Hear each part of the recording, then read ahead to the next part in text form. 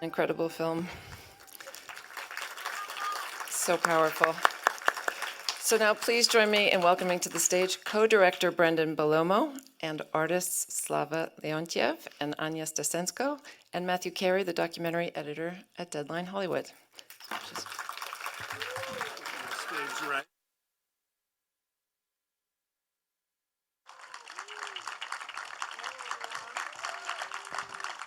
Thank you for being here tonight. Great audience. Please make yourselves comfortable. A certain Frodo did not get an introduction, but I don't think he needs one. Frodo looks like he got a haircut. How does Frodo travel? Is he okay with traveling? Now he have huge experience. He's gone around the world. He was at Sundance. From Sundance, after this, Eastern Seaside, Western Seaside, Chicago. Wow. Chicago, New York, Boulder, DC. San Francisco. 3 times. DC 3 times in Washington, D.C. Yeah. Slava has been to the U.S. Capitol. We had the distinct honor of sharing the film with Congress, and Slava was able to have some really amazing personal conversations, and Anya with our representatives, senators and congressmen, and was able to share a lot of personal stories as well as the film a couple of weeks before the Ukraine aid bill passed. So it was really an amazing honor to be able to participate. Wow, that's great to hear. I was fortunate enough to get to see the film at Sundance and to meet you all there. And Brendan, I was reading about your connection with the filmmakers and the artists, that you knew them before the full-scale invasion occurred. But at what point did you realize, yes, we should be making a film here? Well, our connection was really interesting because one of our producers grew up under Russian oppression, under communism in Poland, and discovered Anya and Slava's work years before Russia had invaded in 2022. And we fell in love with their work and connected through it. And when the war began and we found out that Anya and Slava were continuing to create art, there was almost an unspoken moment when we were all connecting and realized that there was a story here of regular people who were so peaceful and so creative being in this circumstance and continuing to stay in their home, that there was something that had to be captured, something that had to be shown. And so we were able to send them cameras through Poland, through 6,000 miles between us and 2 languages. At the time, their English is very good now, but at the time we were only speaking through an interpreter. We sent them cameras and taught them how to film and taught them how to really empowered them to tell their own story through their own words and in their own eyes, because as artists, they had such a powerful intuition about how to share. So the footage that we saw was just remarkable, so beautiful. Well, I'm curious about this because I think of the film as being a miracle. For artists such as yourselves, it's one thing to be an artist, but that's not the same as being an artist in cinema. How were you able, both of you, to adjust to that, to think as filmmakers, and to shoot material that would wound up being in such a powerful film? What was that adjustment like for you? From the very beginning, we understood what we will film in, because we understood we never filming something. We never be focused on evil, because evil is boring and disgusting destruction. And we will focus it on culture, on beauty of our culture under this shelling, under this destruction, and beauty of our people who defends his relatives, his lifestyle, and his culture. Because it's so important our free choice how to think and how to create, and goal of totalitarian government take all these things away. And people who try to protect their culture, they are beautiful and they are interesting. Thank you. Thank you for those observations. Anya, you talk in the film about nature being destroyed, and nature is such an important part of this film. And I think it was somehow the brutality of war comes through so starkly when we see a snail, creeping along that is innocent in its own way. Why was it important for all the filmmakers, to have nature be such an important part of this film? And we really experience that. It's in many ways, there's some urban warfare, but a lot of it is set in the rural areas outside of Kharkiv.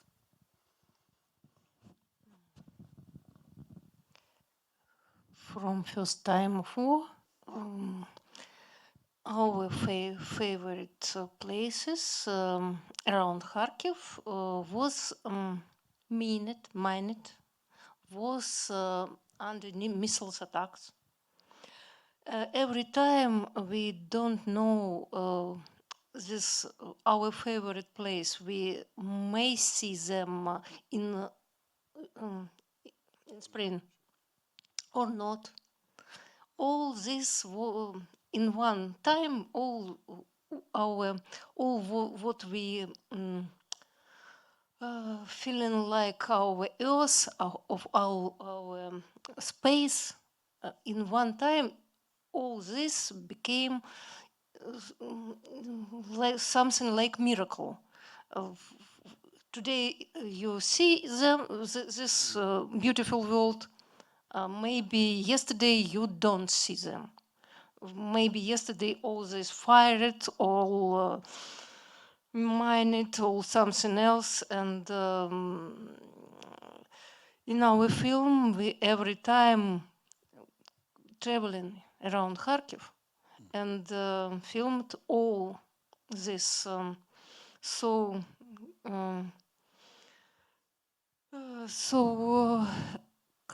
important, so tender, thank you. Thank you. Yes, things because we need to fix it, To hold on to it, to show it. Yes. to record it, Yes. to keep it yes, forever, yes, for the future. Yes. Yeah, that this is what needs to be preserved, and this is what is being destroyed or potentially destroyed.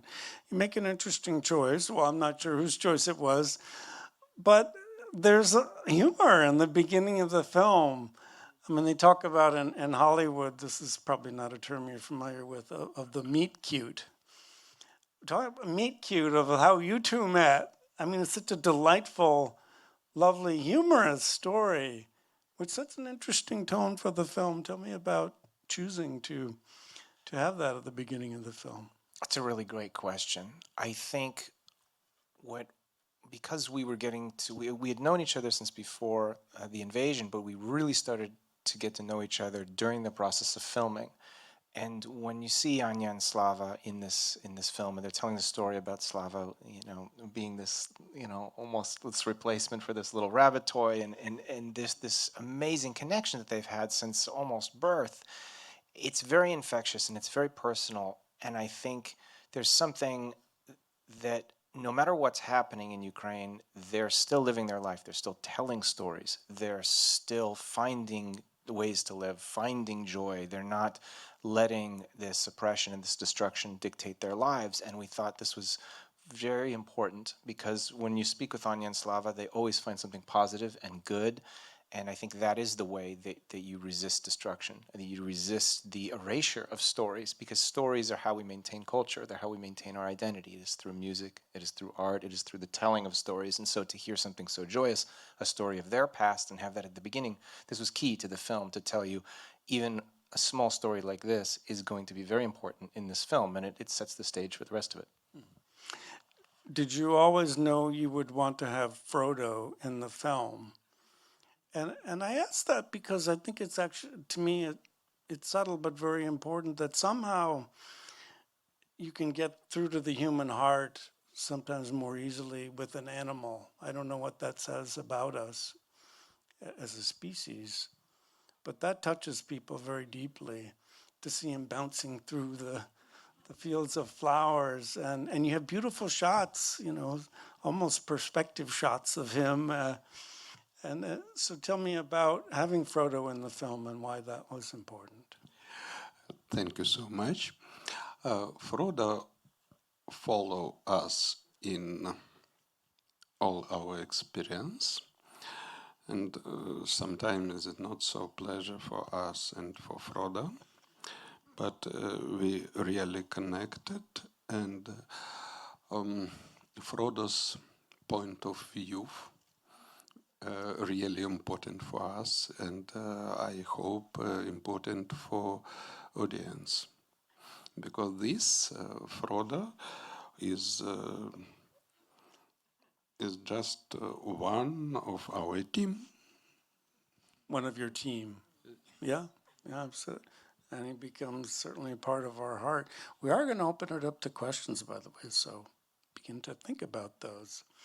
I was wondering about the artwork is just so stunning.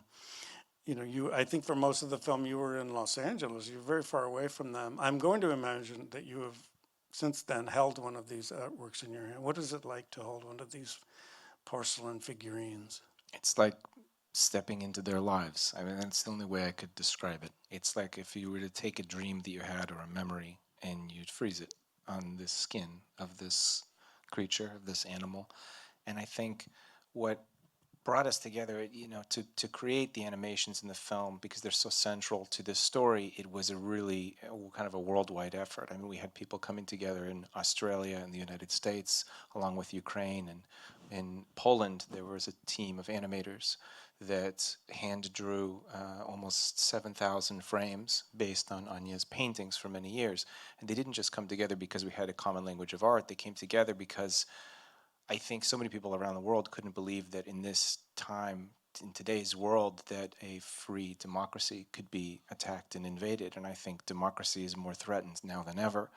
And, you know, the idea that this could happen to any one of us, to show that through sharing such personal, relatable stories, I think the figurines, although they're very small and delicate in a certain sense, they represent something that impacts and is important to the whole world. It's on people's minds. So there's a duality there. I think there's one shot, maybe towards the middle of the film, where I think there's a reflection off the eyes of the dragonlet. Oh, that's such a great moment, because the eyes are so expressive anyway, but that little glint is like, oh my goodness. It's almost like it blinked at us. It really makes it real. And to see the soldiers, how they respond to it is so amazing. Anya, what did you think of the animation to see your artwork come to life in that way? It was maybe, I don't know, maybe all people which drawing need it, but I every time think about life of my personage drawing animal, people, and other every time from my childhood. And when Aniela tell me, when we are working together, and in one time I know how it was. Somebody tell me about first part of animation, First which I animation, may first tests. see some time ago. I say, oh, inside me, and became to wait. I wait and wait, and one day they did in one of our Zoom. I listen, and now I show you first animation. I look on our display, yes, display, Screen? Yeah. and I see how my small snail without shell begin walking with her pet. And in this moment I understand, oh, my life really not really successful all my life. Oh, really, I every time when I look on this on my picture which live, every time it's new for me. Really, I find something new. I see this слеза. Tear. I see the tear on the face of my future girl. Yes, which make future something else, something new, something small. But it's very interesting, and it's happiness. It's extraordinary animation. I think it's so beautiful. Questions? I understand there's someone who's going to bring, I think, mics around. So raise your hands if you have a question. I can't really tell if you are raising your hands with the light. So. Oh, sorry, one sec. So, as someone who teaches art, history has shown that wars change artist styles. 20th century, 21st century. I'm curious, how, as you look back, did you resist the desire to make your art more political, or in what ways has your style changed? And if you could maybe talk about that, because usually, propaganda art is really boring. The art of resistance is usually quite interesting, as you said yourself. So if you could comment on that.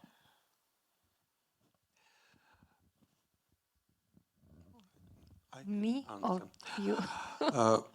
Anya say, I know what Anya say. Anya say her style never be changed because of the war, and it's true.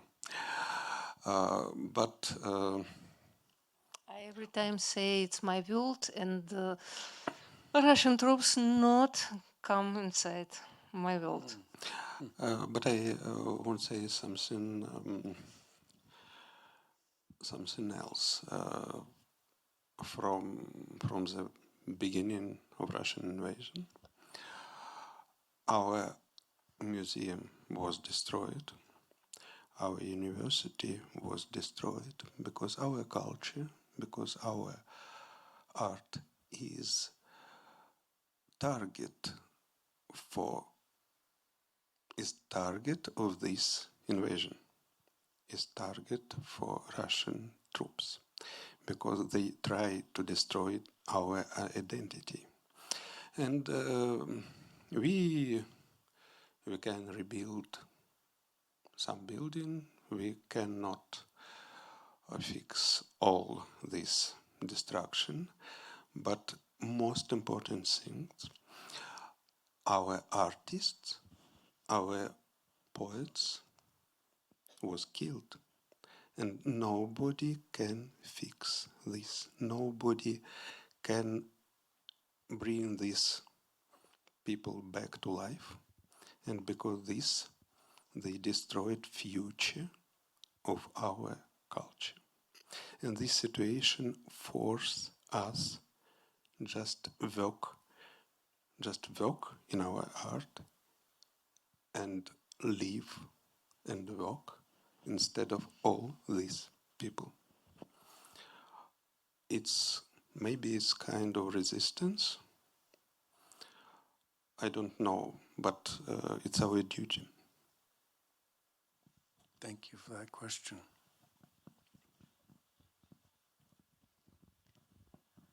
Well, first of all, thank you so much for this movie. It's probably the first time in my life I watched a movie and cried and laughed at the same time.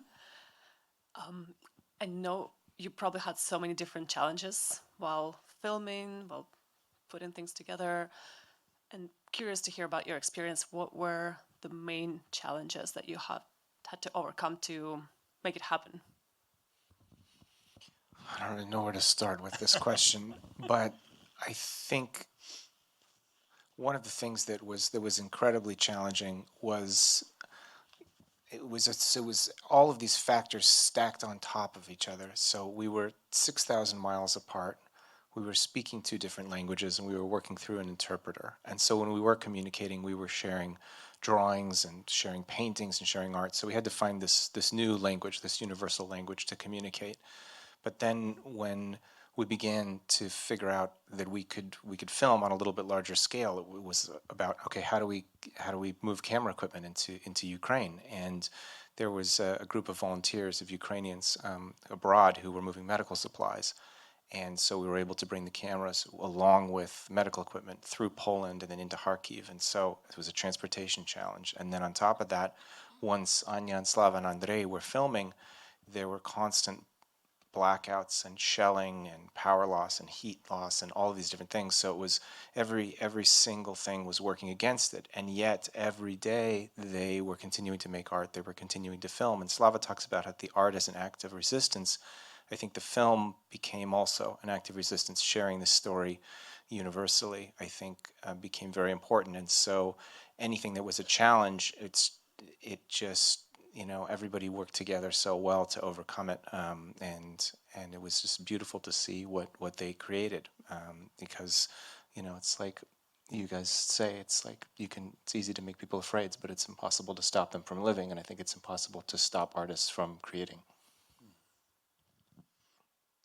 I see a hand up and back. One moment, we'll get the mic to you.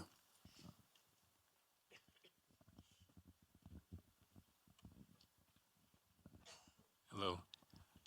Over the past several years, I've had the wonderful pleasure of seeing Daka Braka, the musical backbone of the film, perform here in Los Angeles. The first time I was in total tears to hear the beautiful expression and harmony of their music. The second time they came, they warned us about Putin, and the audience really wasn't aware of what was going on. The third time they came, it was in the full bloom of war.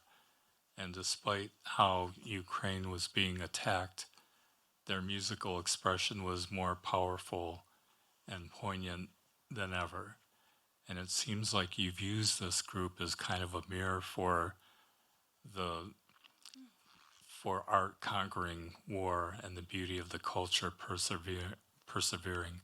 So I'm wondering how you lined up and ended up choosing Daka Braka, and just to say the music, the entire soundtrack of the film was astounding. Their music, it's its own voice. It speaks for itself. It's such a perfect embodiment of the Ukrainian spirit and culture. And when we first started filming, Slava had played for me some different music, Daka Braka, and I had heard it also from one of the volunteers that we were working with, and we started talking about this, and we started listening to it with the footage. We started editing the footage, and at a certain point, the entire rough cut of the film was all Daka Braka, and we realized there was no way to score with something else other than this, because nothing else could contain the soaring highs and the lows and this folkloric spirit. It was so Ukrainian and yet so human, completely universal in its emotion. And so it had to become the spirit of the film. And we reached out to the band, and they were just amazing. They were on tour. They were donating proceeds from their concerts to musicians who were fighting, and they granted the film their all, even unreleased music, and they were so supportive with it being part of the voice and the tonality, and it influenced the timing of the pacing of the film. So it was a conversation between the footage and the music, and it just meshed together from the beginning. So they're just absolutely incredible people and great artists.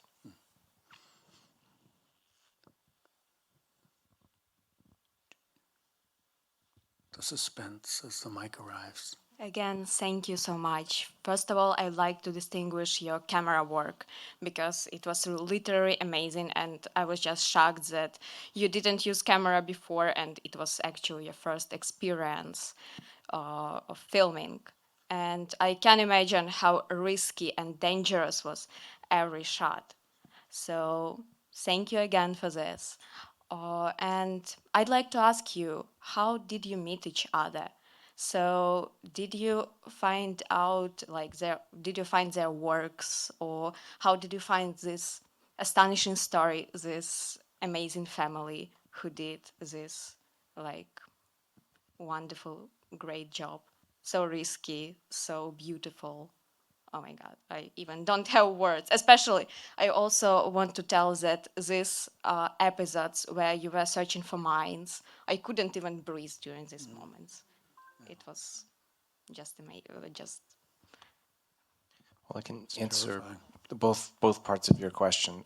Firstly, yes, we did meet through Anya and Slava's work. I mentioned a little earlier, one of our producers is from Poland, and so there's a great shared experience of living under Russian oppression. There's so much in terms of what happened to the culture there in Ukraine. So there was an understanding from one of our producers, and we just connected through the universality of their art, and so had become friends before the war, and then at the beginning it became obvious that this was such a vital story to share. And in order to share it, we actually ended up sending 15 cameras into Ukraine, and so the operators of these cameras are, of course, Slava, and our amazing cinematographer Andrey, whose oil painting is just poured into the lens now, but also many members of Saigon, and they were just, it was a miracle that they were so brave, not only to be fighting, as normal people who don't want to be fighting, they just want to go back to their regular lives, they're very peaceful, but to have the presence of mind to turn on a camera while in an active combat zone in a mission, all of the footage is just through their bravery. Can you, following up on that, can you comment on striking the balance between the scenes of artwork, for instance, Anya delicately painting the work and Slava making the porcelain objects, and then this war footage? I think that creates a greater intimacy somehow of the war. It just felt like it seeped into me in a way that I'm not sure a documentary about war has ever done before. Thank you. I think what it really was is we would receive footage from Slava and Andrey, and one day the footage would come and it would be the most beautiful, incredible work that Anya was doing, sculpting something new, sharing a story from her life in something that was occurring even presently or, from their past.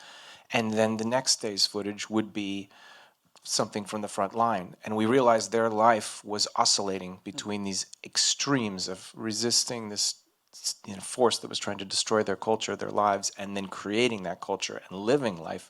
And it just became that the edit had to follow what they were living. And that juxtaposition is inherent to their lives, and so it became inherent to the film. Very interesting. I think we have time for one more question, perhaps. Yeah, a hand has gone up. One moment.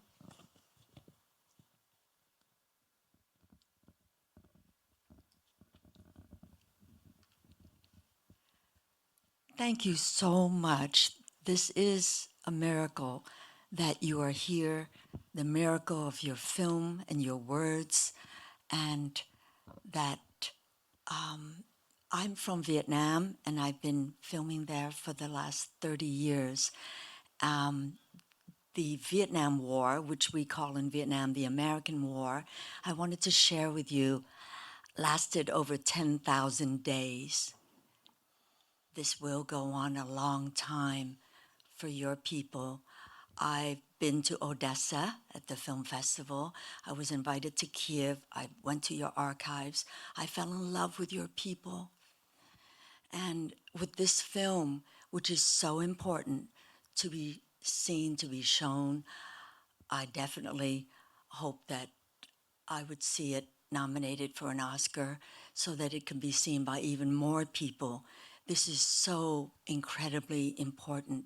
And the fact that Frodo is with you, I really absolutely honor that. I travel all over the world with my Da Vinci, and you captured the courage so that we as humans can understand the courage of the plants and the trees and the birds and how precious life is. Thank you so much from the bottom of my heart. Next year will be 50 years since the Vietnam War ended. And it lasted over 10,000 days. And I can just feel through your work and your artistry what your people are going through. And tonight I'm going to contact my friends in Ukraine. I've been afraid to contact them. The last time I did, they said, please send flak jackets. And I looked into it, and it's illegal for us as Americans to send that. So I looked into different options. But you have absolutely made a huge difference working for peace with Frodo, with your art. I thank you so much on behalf of all of us and all of us that need to see this film. And I have a question. Saigon, since I was born in Saigon. I edited in Poland, and they told me that when they got in trouble, my editors, they said, oh, when we were bad, we came home and our mother said, I'm going to give you a Saigon. So what does Saigon mean to you in the Ukraine? Thank you so much. And thank you for your question. And it is really important. This war in Vietnam is not about Vietnam and the United States only.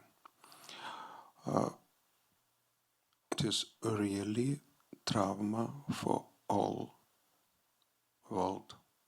And in Ukraine, we feeling this all time of our independence, and especially now when our big war began.